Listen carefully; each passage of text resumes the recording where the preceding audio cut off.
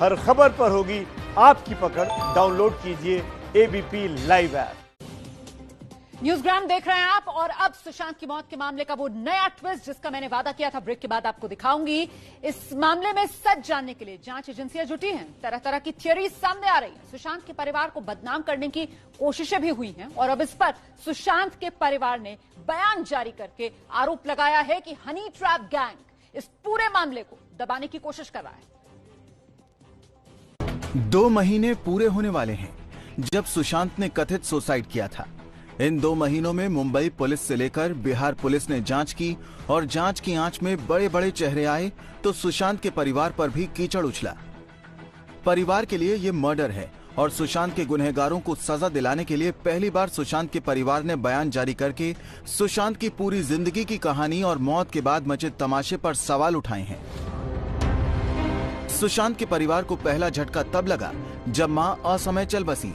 Family meeting में फैसला हुआ कि कोई ये ना कहे कि मां चली गई और परिवार बिखर गया, सो कुछ बड़ा किया जाए। सुशांत के सिनेमा में हीरो बनने की बात उसी दिन चली। अगले 8 से 10 साल में वो हुआ जो लोग सपने में देखते हैं, लेकिन अब जो हुआ है वो दुश्मन के साथ भी ना हो। मां की मौत के बाद सुशांत टूटे नहीं बल्कि अपने सपनों को पूरा करने मुंबई आ गए थे। परिवार के लिए ये मर्डर है। कल सुप्रीम कोर्ट में सुनवाई के दौरान सुशांत के पिता के वकील विकास सिंह ने भी कहा है कि सुशांत सिंह के गले पर जो निशान बने थे वो बेल्ट के लगते हैं। हैंगिंग जरूरी नहीं है।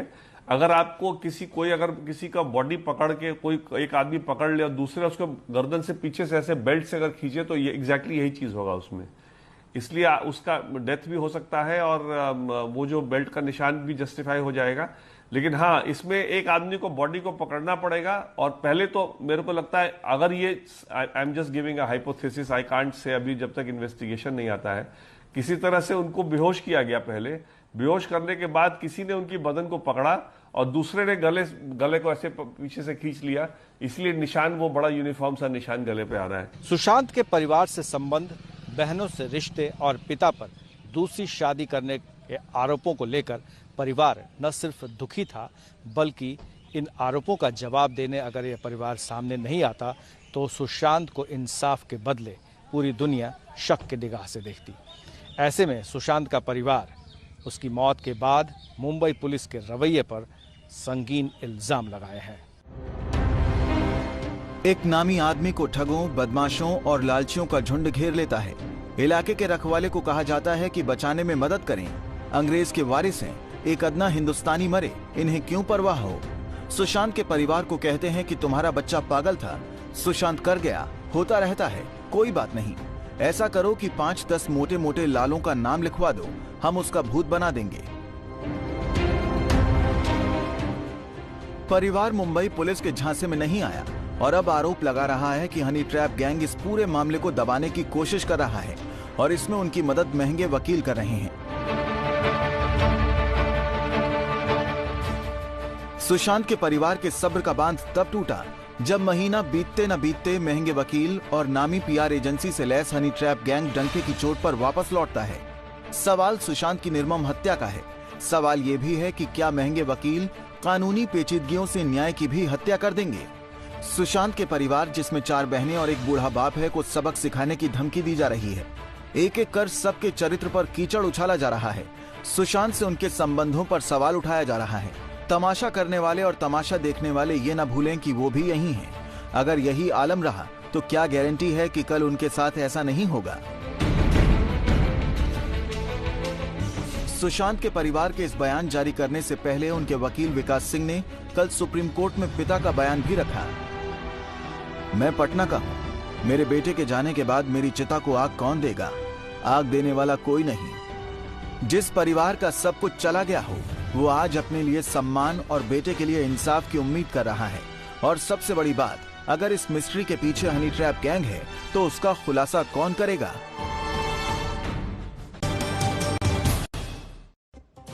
न्यूज़ग्राम देख रहे हैं आप और देखिए सुशांत की मौत के मामले में जो जांच चल रही है उसमें पैसे के लेन देन का मामला ईडी देख रहा है। ईडी की जांच में सूत्र बता रहे हैं, बड़ा खुलासा यह हुआ है कि पिछले साल नवंबर में सुशांत सिंह राजपूत ने 2 दिन के भीतर 4.5 करोड़ रुपए की पहले एफडी कराई और फिर उसे तोड़वा दिया। इसी को लेकर ईडी ने आज जब कल जब सवाल जवाब किए हैं तो इसमें रिया चक्रवर्ती, श्रुति मोदी और सुशांत की बहन तीनों के अलग अलग बयान सामने आए।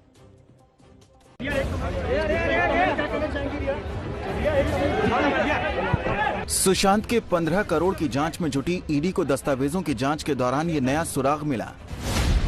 बैंक के इस दस्तावेज पर सुशांत सिंह का नाम भी है और ये सुशांत सिंह के बांद्रा इलाके के कोटक महिंद्रा बैंक के अकाउंट का बताया जा रहा है। दस्तावेज के मुताबिक सुशांत ने 26 नवंबर 2019 को 2 फिक्स्ड डिपॉजिट यानी एफडी कराई थी, 2.5 करोड़ रुपए और 2 करोड़ रुपए की। लेकिन दस्तावेज से यह भी पता चला है कि 2 दिन के भीतर ही इन दोनों एफडी को तुड़वाकर 1-1 करोड़ रुपए की 2 एफडी करवा दी गई। ईडी के एक बड़े अधिकारी ने मुझसे कहा कि करोड़ों रुपए की एफडी कोई भी शख्स बहुत सोच समझ कर ही कराता है और अगर 2 दिन बाद ही करोड़ों रुपए की इस एफडी को तुड़वा दिया जाए तो शक होना स्वाभाविक हो जाता है।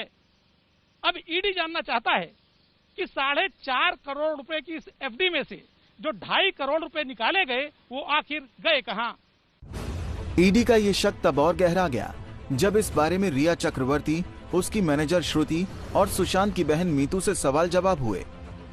सूत्रों के मुताबिक श्रुति ने बताया कि वो सुशांत के बैंक खातों का काम नहीं देख रही थीं, लिहाजा इस बारे में सुशांत या रिया ही बता सकते हैं। रिया ने बताया है कि उसने जो दस्तावेज दिए हैं उसमें कहीं भी करोड़ों रुपए की रकम सुशांत के खाते से नहीं आई है। एफडी तोड़ने का फैसला सुशांत ने लिया था, वही इस बारे में बता सकते हैं। जबकि सुशांत की बहन मीतू ने कहा है कि एफडी टूटने का मतलब है सुशांत के पैसों को तोड़ मरोड़ कर हथिया लिया गया। ईडी सूत्रों के मुताबिक इस मामले में अब बैंक कर्मियों से भी पूछताछ की जाएगी कि किसके इशारे पर यह एफडी टूटी थी। ईडी जानना चाहता है कि करोड़ों रुपए की इस एफडी को तुड़वाने के लिए क्या सुशांत खुद बैंक आए थे और यदि वो खुद बैंक आए थे तो क्या रिया उनके साथ थी। ईडी सूत्रों के मुताबिक इस मामले की जांच के दौरान रिया और उसके परिजनों ने अब तक जो बयान दिए हैं आने वाले समय में उनकी सत्यता की जांच की जाएगी और उसके बाद ही इन लोगों को पूछताछ के लिए बुलाया जाएगा। और बात करने के लिए इस पर ओम प्रकाश तिवारी इस समय मेरे साथ मौजूद हैं। जरा समझते हैं ओम प्रकाश तिवारी से कि ईडी को आखिरकार ये 4.5 करोड़ रुपए की एफडी कराना, 2 दिन में एफडी तोड़ देना, इस मामले में सबसे ज्यादा संदिग्ध क्या लग रहा है ओम प्रकाश? देखिए रोमाना, मैं आपको बता दूं कि जैसा कि ईडी के अधिकारी ने कहा कि कोई शख्स अगर करोड़ों रुपए की एफडी कराता है तो एक सोच समझ कराता है कि 1 साल के लिए उसे कराएगा, उसे इतना पैसा आएगा। लेकिन 2 दिन में ही अगर वो शख्स अपनी 4.5 करोड़ रुपए की एफडी तुड़वा देता है और उसके बाद 1-1 करोड़ रुपए की 2 उसमें से एफडी कराता है, बाकी पैसा वो अलग कर देता है, तो इसका मतलब कहीं ना कहीं संशय, और उसके बाद उस शख्स की मौत हो जाती है। तो इसके बाद कहीं ना कहीं संशय गहरा जाता है कि क्या कोई किसी के इशारे पर वो ऐसा कर रहा था। और ये जो एफडी जो तुड़वाने का जो मकसद है वो क्या था। दूसरी बात, ये एफडी तुड़वाने के लिए कहा किसने था, क्या इसके लिए सुशांत खुद बैंक गए थे। तमाम ऐसे सवाल हैं जिनके अब जवाब ईडी जानना चाहता है। रोमाना, बहुत बहुत शुक्रिया ओम प्रकाश तिवारी इस तमाम जानकारी के लिए। और देखिए, रिया चक्रवर्ती ने ईडी की पूछताछ में सुशांत की मौत से ठीक 6 दिन पहले, मतलब सुशांत की मौत 14 जून को हुई है और रिया चक्रवर्ती ने 8 जून को सुशांत का घर छोड़ा। इसकी वजह वो बता रही हैं। रिया ने व्हाट्सएप चैट भी मिटा दिए थे, इसका कारण वो अब तक नहीं बता पाई हैं।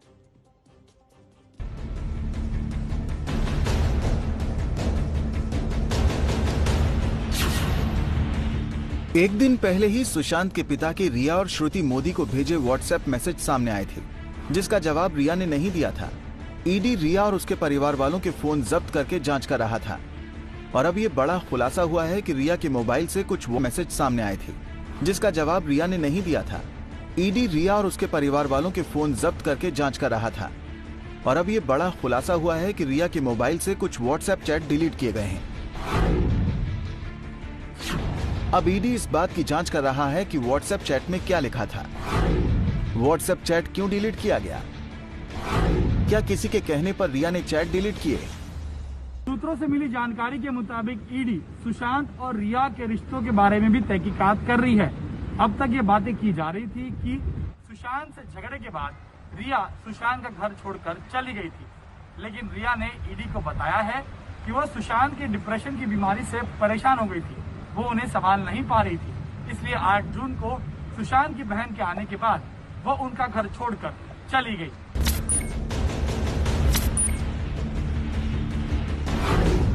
सुशांत की मानसिक स्थिति लगातार खराब हो रही थी और मैं उसे संभाल नहीं पा रही थी। मैंने उसे कहा था कि तुम अपने परिवार के पास चले जाओ, मैंने उसे अकेला नहीं छोड़ा था। जब उसकी बहन साथ रहने आई तब मैं गई। रिया से ईडी 2 दिन तक पूछताछ कर चुका है। रिया के बयान से सवाल तो उठते ही हैं कि बुरे वक्त में रिया ने सुशांत का साथ क्यों छोड़ दिया। क्या ये रिश्ता सिर्फ पैसों के लिए था? और इस पर और बातचीत करने के लिए मृत्युंजय सिंह मेरे साथ मौजूद हैं। जरा समझते हैं मृत्युंजय सिंह से कि चैट डिलीट हुए, किसके साथ हुई थी ये बातचीत, व्हाट्सएप चैट जो डिलीट किए रिया ने?